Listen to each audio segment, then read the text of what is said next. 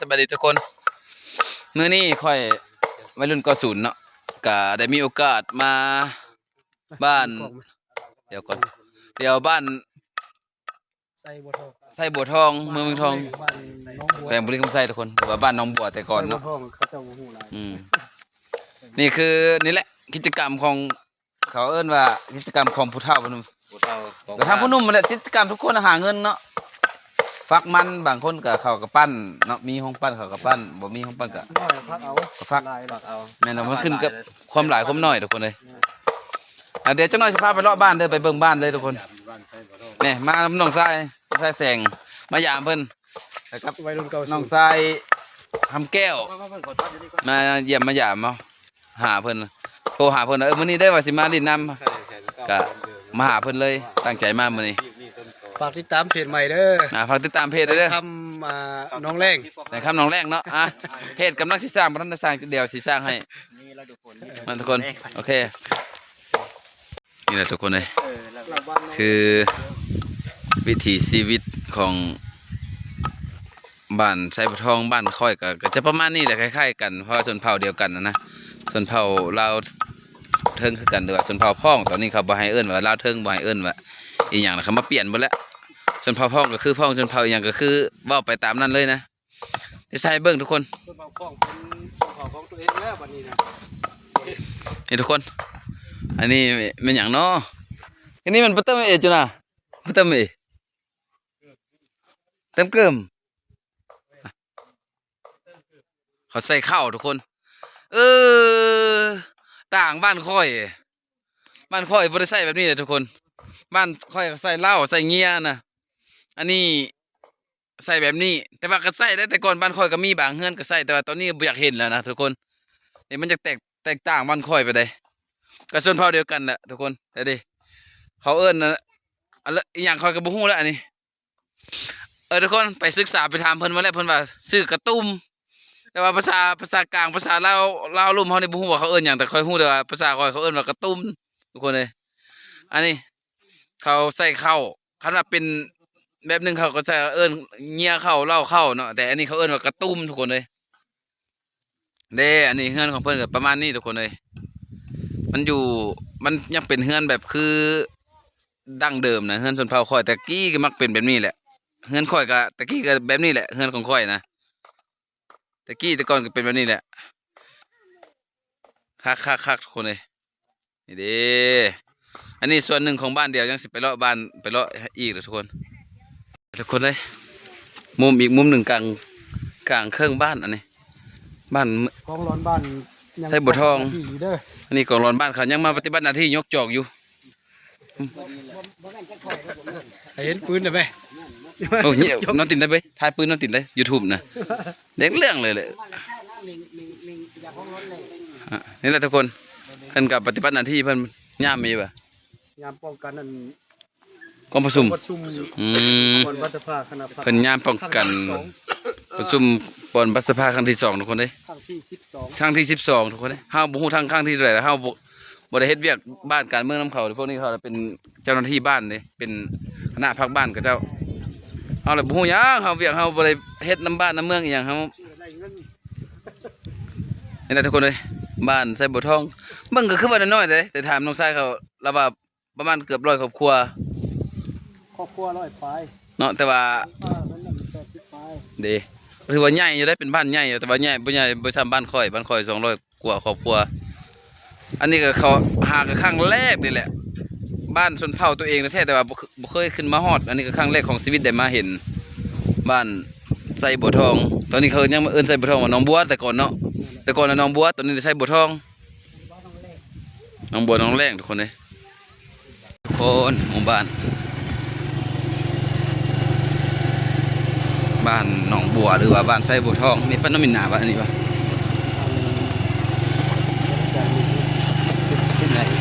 ในบ้าน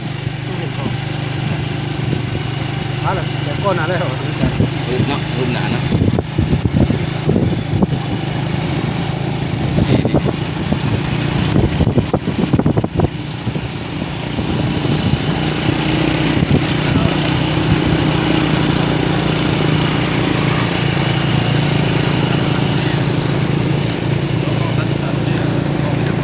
ก็งามไปเลยบ้านนี้ก็ได้ทุกคนเลยคันว่ามีเส้นทางดำเข้ามาในงามเลยแหละบ้านนี้แจ่มเลยแหละโอ้คักหลาย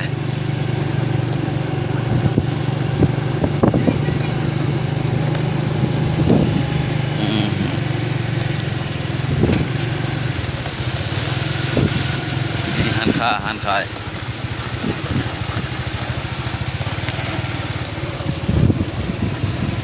คนที่เดินโค้อันห้องพักเลยมันจะผัก ง่ายหิงก็ เอ้ยอันนี้ นี่หันขา ผักน้อยอยากลูกศิษย์แอน ตอนนี้ก็น่าทำไม่ซ้ำลุงกันเลย โอ้โอ้ยสมพร ดูเอาหมกไอ้นี่เด้เติบกินหน้าน้ำลุงเลย ลุงทางหันเคยอ่ะ โบนะอันกินนี่นะ หันต่างชาติได้สิ้นแล้วกันนี่ โอ้ยอย่าสิเด้ เป็นไงมาสัมผัสก่อน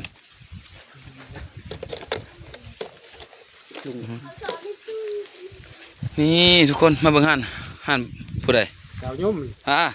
โอ้ มักเอิญวะ บังเอิญป่ะเบิ่งเดี๋ยวดูนี่กระดุกแล้วโอ้ยโทษเด็กเนี่ย ไปรุ่นเกาสุรีลูกสาวหมดเลย ถึงสาวบ่ได้เนาะมานวะ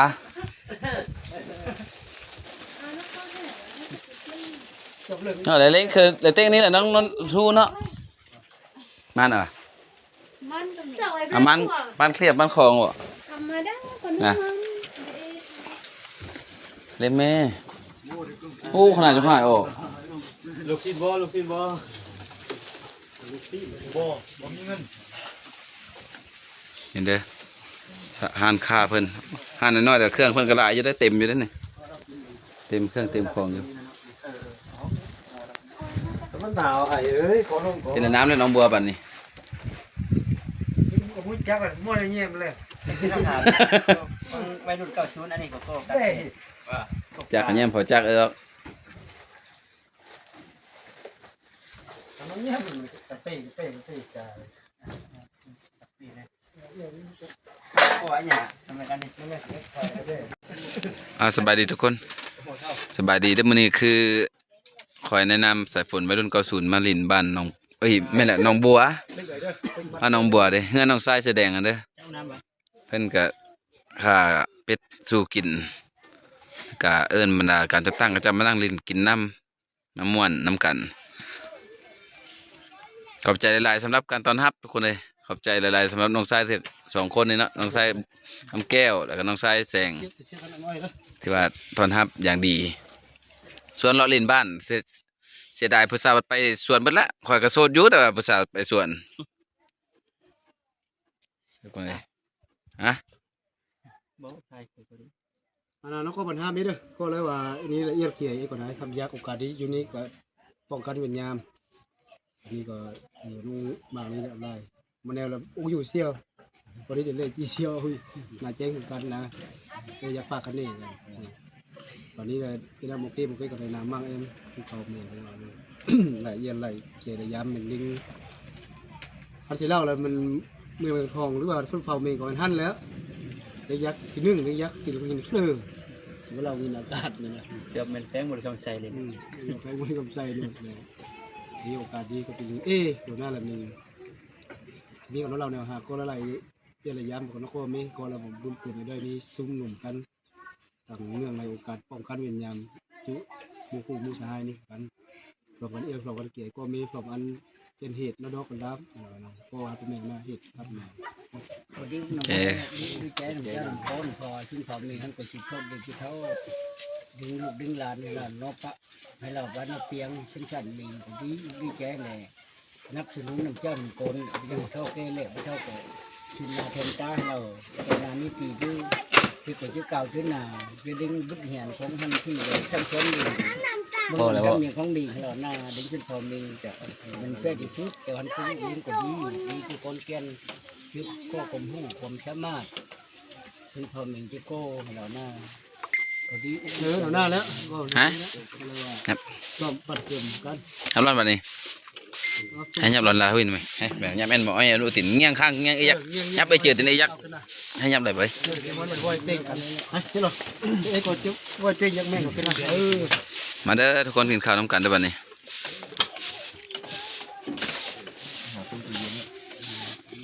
มันจำเป็นเลยตู้เย็นสเปียร์นี่บ่ปานเต็มตู้เย็นเลย ยิดน้อยเด้อปลาบวงละสาดแต่ก็รู้เลย น้ำเปลืองน้ำก้น ยิดน้อยหวานนะลูกโบนะบวงนะสาด อยากสามีแต่อยากแต่ข้าเองบ่อัน เอ้า คงติดกระอันนั่นแหละ โอเค ก็มาไต่ไล่ก็ปลาเผ็ดปลามอกำลังเย็นเราปลาเหยือบไตเมงมันจะเย็นไม่เนื้ออันนั้นมันแนวการเหตุนั่นแหละไตเมง ไอ้มือ ไอ้ตรงมืออืม แล้ว บ่อยเต็งดีกัน ข้าวข้าว ข้าวว่าข้าวแห้ว ข้าวแห้วหนึ่งทองเอวคันทองกับเอ็นบ้า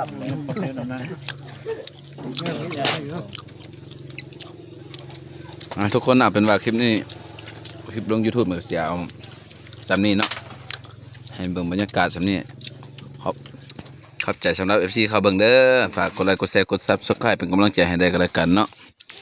ขอบใจนี่เด้ทุกคนพอดีลงมาเบาก็มาเห็นเลยนี่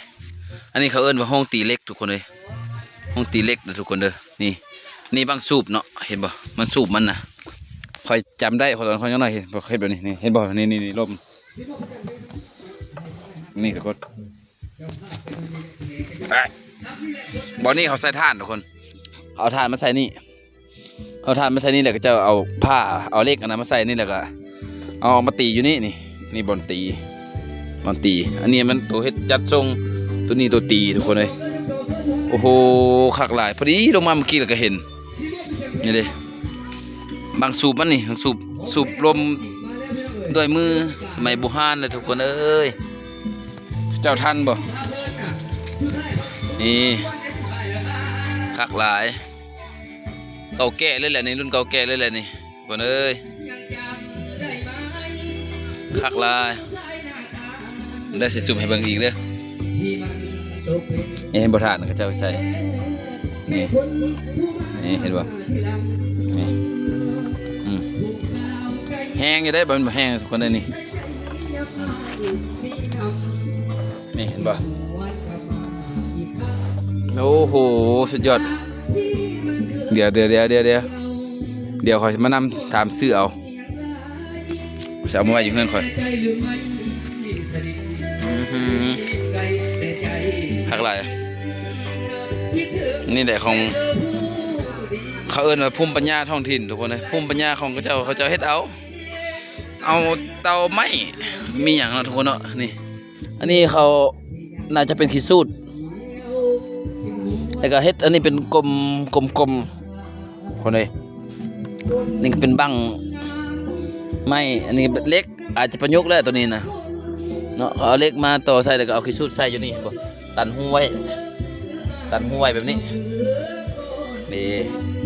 นี่ก็ยางประยุกต์สมัยใหม่หน่อยนึงโอ้โหเขาเฮ็ดคักอีหลีทุกคนเห็นบ่นี่นะ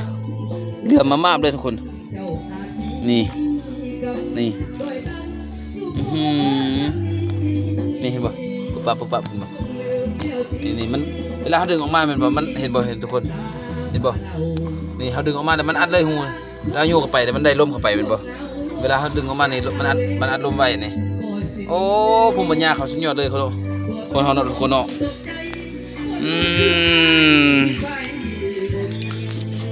เสียมานี่ใบเขาเอามือจับบ่ได้เด้เนาะต้องเฮ็ดแบบนี้เป็นบ่ทุกคนนี่เด้เฮ็ดแบบนี้ค่อยเห็นแต่ค่อยบ่ได้เห็นโดนละตอนยังน้อยค่อยก็เห็นอยู่นี่เห็นตลอดตอนยังน้อยนี่นะว่าเขาตีมีดตีผ้าตีเสียมตีอีหยังมานะเขาเอานี่แหละแต่ก่อนนะคนเลยเด้อเห็นบ่เขาผ้าเก่านี่ครับขั้นตีแบบนี้นะบอกให้ฮู้เลยทุกคนบ่เป็นตังเว้าบ่เป็นตังย่องขั้นตีแบบนี้นะตีแบบนี้มันโรงงานยังบ่สู้บอกซะมันแหละผ้ามีดสมัยนี้นี่นะบ่อยากเข้าทุกคนถ้าเขาตีแบบนี้ด้วยมือแบบนี้นี่บอกเลยว่าสุดยอดเลยแหละอันดับหนึ่งเลยแหละทุกคนเลยเอาเป็นว่าสำนีทุกคนเลยคลิปนี้